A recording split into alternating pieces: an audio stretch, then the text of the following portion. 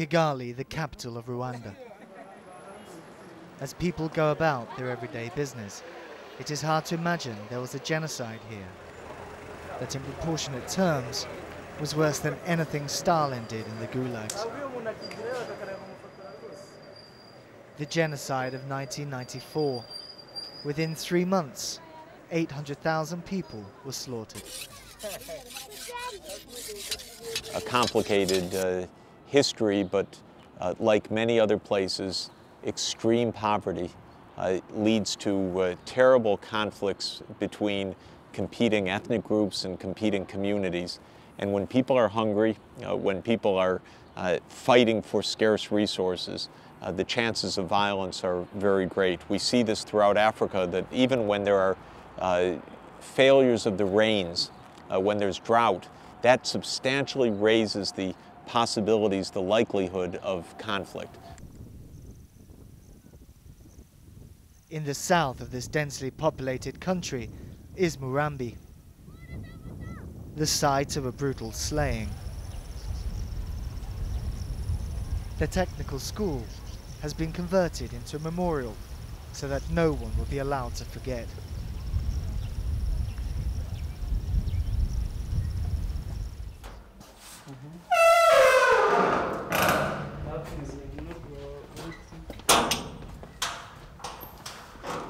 The bodies of all of the victims have been left where they fell as silent witnesses to the horror.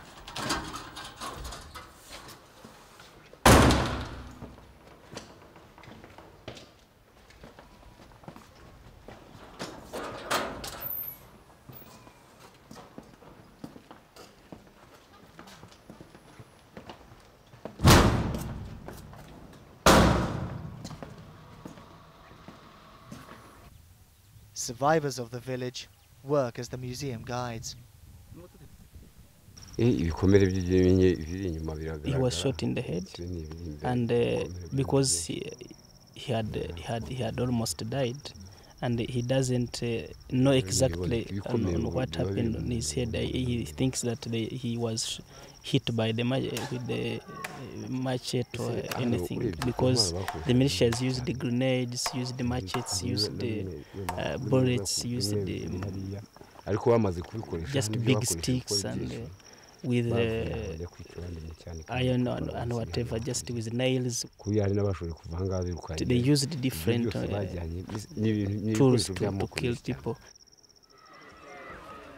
Even those who escaped from the killings could not avoid suffering.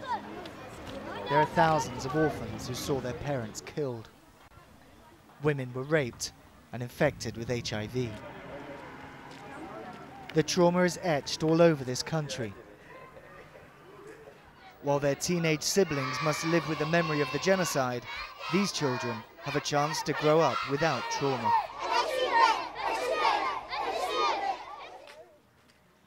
Rwanda is taking brave steps to reconciliation. But in this country, with a population of 8.5 million people, around 125,000 have been accused of mass murder. To process such huge numbers, a traditional judicial process known as the Gagaka trial is being used to promote reconciliation. In our traditional gacaca, the big aim was not really to say that that one has won and that one has lost. The objective in our traditional justice was to reconcile the people in the conflict. And we think also in one of the main objectives of gacaca is reconciliation. So those 2 points are very important, and they are coming from our traditions. For the families of both murderers and victims, the open-air trial is a vital part of the healing process. When among a family there is a problem, the members of the family have to solve it. They don't have to wait for someone from outside to come and to help them.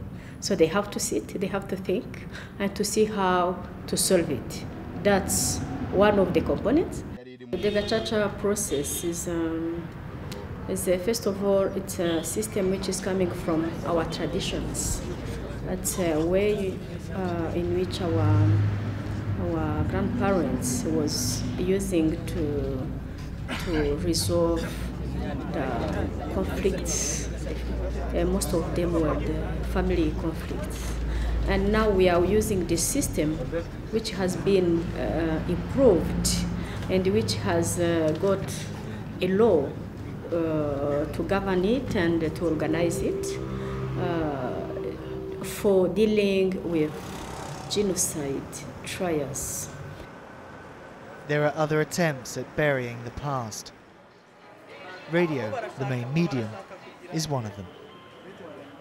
We're working on community radio in Rwanda.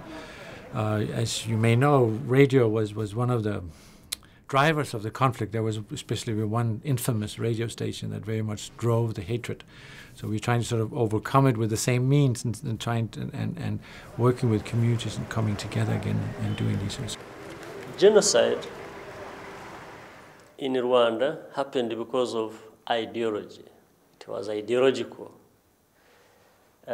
spanning over a number of years.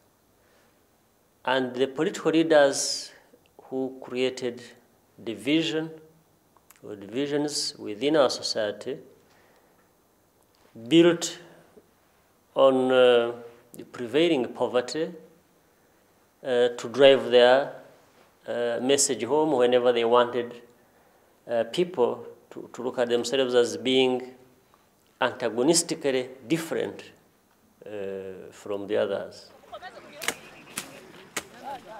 So conflict was more than ethnic tensions, but exacerbated by a human population explosion, where everyone is forced to live cheek by jowl. Poverty was used. For example, they could, because of scarcity of land, here in Rwanda, Rwanda is overpopulated. It's a small country with a relatively big population. Rwanda is the size of Maryland in the United States, so about the same size of Israel, and is occupied. It has a population of 8.5 million people. But the threat has not gone away. Some of the perpetrators of the genocide escaped and live across the border in Congo, where a new generation of child soldiers, steeped in hatred and the way of the gun, are becoming adults. If the rich world follows through on 0.7% of its gross national product, 70 cents out of $100 in development aid, we can end extreme poverty on the planet by the year 2025. The millions of people now that die every year because they're too poor to stay alive could be saved. And the result would be a vastly safer planet. It's peculiar when societies don't move on from history. The reason they don't move on is not that they're locked in the past, irretrievably locked in the past. The reason is generally some economic conditions and some triggering political events that feed on those economic conditions. Right?